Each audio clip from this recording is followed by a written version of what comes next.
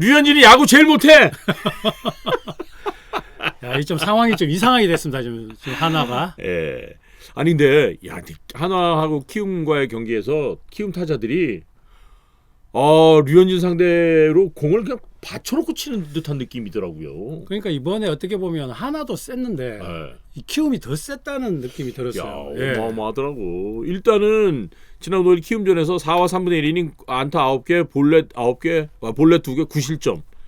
그러니까 맞는 류현진도 황당해하지만 그걸 지켜보는 그 하나의 동료 선수들도 어떻게 이런 일이 있지? 이런 그러니까 느낌이더라고요. 이게 뭐 동료뿐만 아니라 지금 야구 관계자부터 팬부터 시작해서 이걸 어디서부터 건드려야 될지 맞아. 지금 이게 류현진한테 문제점을 찾고 뭘 찾는 게 더 힘든 거잖아요. 사실은. 맞아요. 아니 왜 이렇게 된 거예요? 이제 결론 먼저 얘기해 볼게요. 최익성 의원이 볼 때는 이 원인은 어디 있다고 보십니까? 근데 뭐 제가 봤을 때는 개수가 아닐까라는 결국은 개수라고 생각을 해요. 왜냐하면 그거는 미국에서부터 사실은 사회에 거의 마무리를 많이 지었잖아요. 토론토하고 할 때도 보면 왜 우리가 봤을 때 왜 5회를 안 던지게 하고 사회에 빼지라는 생각을 굉장히 많이 했거든요. 한 79?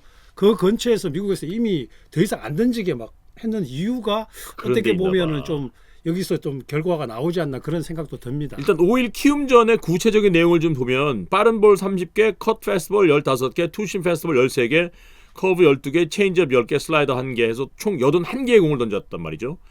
빠른 공의 구속이 최고 148, 평균 구속이 143 정도였는데 다만 우리가 류현진 선수의 어떤 그 투구 내용이나 공을 보면 사실 그렇게 묵직하게 치고 들어가는 그런 형태의 공은 아니잖아요. 그렇죠. 이게 회전이 좋고 이제 끝에 변화가 좋아서 그렇지 사실 뭐 무겁게 가는 스타일은 아니죠. 오성환 선수처럼. 거기에 또 하나 특징이 있다고 보면 이게 제 철저히 개인적인 그런 평가입니다만은 올해 또 AI가 스트라이크 존을 AI가 하기 때문에 ABS죠. ABS가 난 그렇게 입에 안 붙어. ABS로 하기 때문에 타자들 입장에서도 어지간 비슷만 하면 나가는 그런 성향이 생기지 않았나 싶거든요. 그러니까 제가 봤을 때는 투수한테 조금 더 유리한 상황일 수도 있거든요. 이게 왜냐 높은 공이 굉장히 잘 잡아주더라고요. 하이패스. 근데 옆으로는 좀 줄어들었는지 모르겠어요. 그래서 이제 유현진 같은 경우는 이제 옆으로 많이 사용했잖아요. 스트라이크 존을. 근데 위로 지금 굉장히 솟았는 느낌. ABS가. 그래서 지금 높은 공에 타자들이 꼼짝없이 다 당하는 모습을 너무 많이 봤거든요. 사실은. 그러니까 그러다 보니까 옛날에는 지도자들이 투수들한테 야 낮게 던져 이런 얘기를 했는데 이제는 하이 패스트볼을 적절하게 활용하면 충분히 투수가 재미를 볼 수 있단 말이에요. 그러니까 ABS를 하는 동안은 저는 하이 패스트볼이 굉장히 유용하게 쓰인다. 왜냐면 타자들도 사실 높은 공 치기 힘들거든요. 힘들죠. 그러니까 이게 정말로 좀 스트라이크 존의 변화? 이게 뭐 언제까지 갈지는 모르겠지만 원래만 사용하고 지금 문제가 많으면 뭐 다시 돌아올 수도 있고 여러 가지 상황이 있지만 일단 새로운 야구 구도가 생기는데 어떻게 보면 유현진 선수가 좀 피해자가 아닌가 그런 생각도 듭니다. 그래서 미카엘님이 유뚱존이 사라진 게 영향이 아니겠느냐. 짱가님께서 유뚱은 심판덕 많이 본 사람 중에 한 명이다. 뭐 이런 평가를 주는데 전 상당 부분 인정이 되는 의견이라고 생각을 합니다. 그러니까 사실 투수 입장에서요. 하이 패스트볼 던지라고 하지만 사실 투수는 굉장히 부담스러운 공이잖아요. 그렇죠. 맞습니다. 자칫하면 가거든. 그리고 이게 또 던져봤던 사람이 던진다고. 사실은 유현진 선수는 정말 구석구석을 던진 사람이지. 그렇죠. 높은 공의 비율은 사실은 10개 하나도 저는 많다고 보거든요. 근데 이제 지금 어떻게 보면 이제 그 공을 많이 던져야 될 상황이 생기는 것 같아요. 그러니까 이게 진짜 정교한 제구력, 하이 패스트볼이 이게 참 보기는 좋고 재미는 볼 수 있지만 힘 떨어지면 가고 자칫 몰리면 가는 거야. 물론 몰려서 안 가는 공은 없습니다만 그게 좀 어렵단 말이에요. 그렇죠. 140 초반대로 하이볼 던지기는 조금 부담스럽죠. 쉽지 않죠. 어쨌든 글쎄요.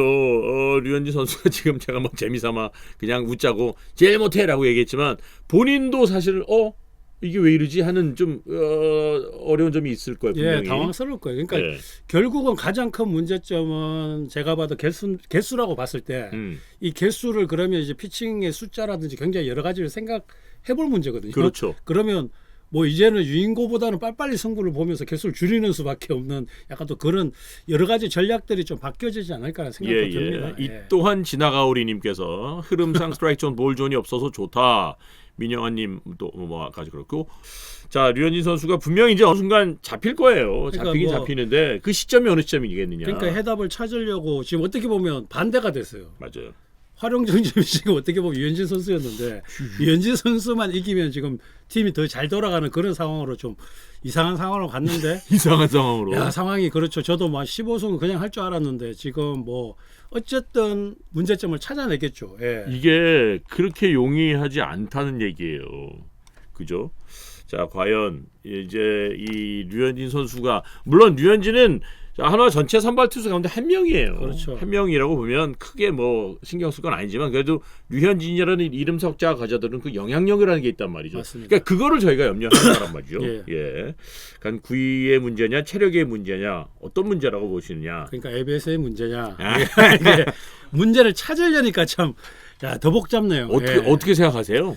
저는 숫자 9위 그러니까 개수라고 봅니다. 예, 개수. 그러니까 지금 수술하고 과연 피칭도 그렇고 사실 100몇십 개씩 던진 적이 있나라고 생각했을 때 한 최근 몇 년을 봤을 때 예를 들어서 토론토에서도 아까 얘기했지만 한 79에서 다 멈췄고 그리고 그렇죠. 겨울에도 사실은 뭐 유인 선수가 129, 109 막 이렇게 피칭을 그렇게 한 적이 별로 없다고 저는 보거든요. 그랬을 때 이 79, 89를 넘어갔을 때 그 급격히 떨어지는 그 키로수를 우리나라 타자들이 잘 대처한다 뭐 그렇게 볼 수 있겠죠. 그리고 이제 어느 팀이나 우리가 에이스라고 불리우는 선수의 특징은 공통적인 그 특징을 보자면 연속 안타 잘 안 맞잖아요. 그렇죠.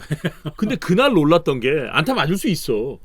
연속 안타를 계속 맞았단 말이죠. 일단 기록 보면 선두 타자 김희집한테 맞았죠. 5회만 보자면 이용종에게 스트레이트 볼넷 내주죠. 난 이것도 어메이징이야.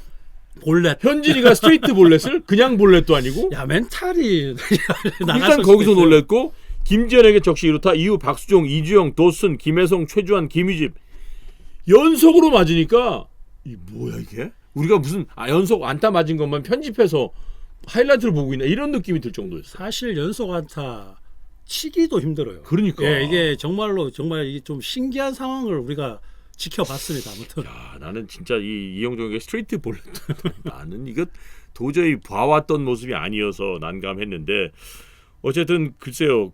그리고 나서 그 전에도 3월 24일 LG전에서도 이제 개막전이었죠. 이때도 물론 이제 야수의 도움을 받지 못했지만 조금 좀 아쉬웠고 뭐 이날 경기를 걸 수 있다 쳐. 날도 야수가 쌀쌀했고 그러니까 그럴 수 있다 치지만 제가 볼 때는 앞으로가 더 문제입니다 이제. 그러니까 이제 유현진 선수도 분명히 느꼈는 것 같아요. 왜냐하면은 진짜 야구 쉽지 않습니다. 쉽지 않아요. 그러니까 어쨌든 간에 뭐 여러 가지 겨울에 문제가 많았잖아요. 예, 뭐 예. 토론토를 간다, 어디를 간다. 계약도 굉장히 늦었고 아하. 이런 뭐 사실 자기 준비 기간이 조금 짧지 않았나. 예, 그 역시 마음적이나 정신적이나 예, 예. 그러다가 이제 갑자기 또 한국으로 돌아오고 이런 여러 가지 거를 겪고 마운드에 섰는데 야 역시 야구는 쉽지 않다 이런 걸 느끼고 좀 준비를 조금 더 단단히 할 것 같다는 생각은 듭니다. 예. 지수담님께서 쿠세에 걸린 것 같다. 습관이 걸린 것 같다. 이런 의견 주셨고요. 이번 주 두산전 등판 때 보면 알겠죠. 예, 뭐 앞으로 지켜봐야죠. 이제 그리고 시작이니까. MH님 그리고 또 하나 달라진 거 황성빈 사용법 정확하게 익힌 것 같다. 누구처럼 무지성으로 1번 안 박은 거 보면 좋겠습니다. 또 여러분의 다양한 의견 있습니다. 두 분 다 오랜만에 본다는 이미영님 감사합니다. 강동훈님 교체 타이밍도 잘못됐다. 2실점일 때 바꿔야. 그런데 유현진 내고 2실점했다고 바꾸기 이거 쉽지 않아요. 쉽지 않죠. 예. 그래서 지금 그럼. 우리도 막 아까 웃으면서 얘기했지만 토론토처럼 4이닝에 내려야 되나. 그럼. 근데 한국 야구에서 1선발인 유현진을 감안했을 때는 사실 4회에 내려놓는 것도 참 무리거든요. 예. 이게 왜 에이스냐면요. 에이스는 에이스로서의 그 경력이나 그 실력도 있지만 감독 입장에서는 에이스로서의 그 어떤 모습도 지켜줄 필요가 있거든요. 예, 맞습니다. 예. 그리고 누가 봐도 합당할 때 내는데 2실점이라고 바꾸는 거 그건 좀 아니야. 그렇죠. 대한민국 감독 중에 류현진 선발로 올렸는데 2실점이라고 바꿀 감독이 있을까요? 뭐 국가 대항전. 없다. 국가대항전 더 어렵다. 이런 생각합니다. 김서현 155 던진. 네, 김서현 선수의 그 스피드에 대해서는 의심의 여지가 없죠. 그렇죠, 맞습니다. 스피드는 그렇습니다. 더 중요한 게 있잖아요. 그죠? 사실 뭐 두 경기 가지고 모든 그러니까요. 걸 평가하기는 어렵습니다. 그러니까 뭐 결국은 시즌 중반쯤 가면 그럼요. 유현진 걱정은 쓸데없는 걱정 또 이런 말 나올 수도 있어요. 그럼 아유, 뭐 연봉이 얼마야? 네. 연봉 보면 그 선수의 수준을 알 수 있는 거니까요. 그렇게 보시면 되겠고.